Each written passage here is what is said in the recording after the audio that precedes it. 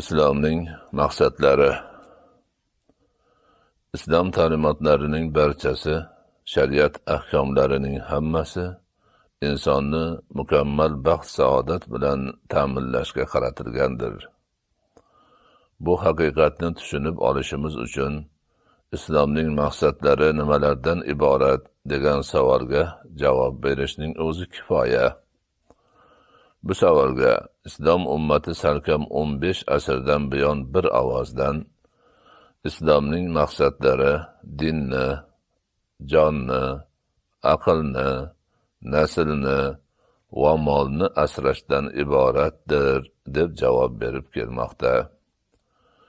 Insonning baxti saodatiga oid barcha bugungi kunda ko'tarilayotgan masalalar mana shu 5 muhim narsa: din, jon, aql, nasl va molni asrash, muhofaza qilish ishi bilan bog'liqdir.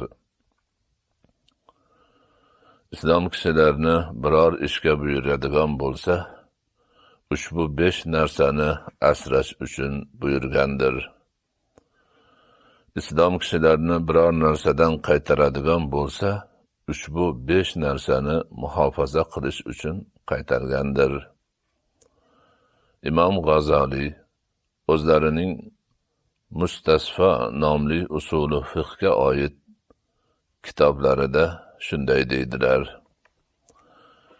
Shariatning insonni yaratishdan ko'zlagan maqsadlari 5 ta bo'lib, u xaloyiqning dinini, jonini, aqlini, naslini va molini muhofaza qiladi.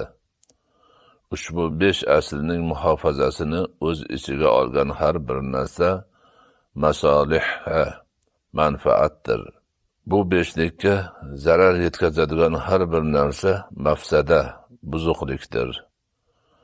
Ana shu zararni daf qilish ham maslaha, ya'ni manfaatdir. Maqsadi shunday oliy darajada bo'lgan tuzumgina inson baxtini yetarli darajada ta'minlay olishi mumkin. Islom ana o'sha oliy maqsadni amalga oshirgan, yo'lga qo'ygan va ular bilan insonlarni manfaatlantirgan. Bu ulkan haqiqatga tarix shohid, ko'hna insoniyat shohid. O'z-o'zidan insoniyatni to'la-to'kis baxt saodatga yo'llaydigan ilohiy ta'limotlar to'plami bo'lmish islom dinining asoslari nimadan iborat degan savol paydo bo'ladi, albatta.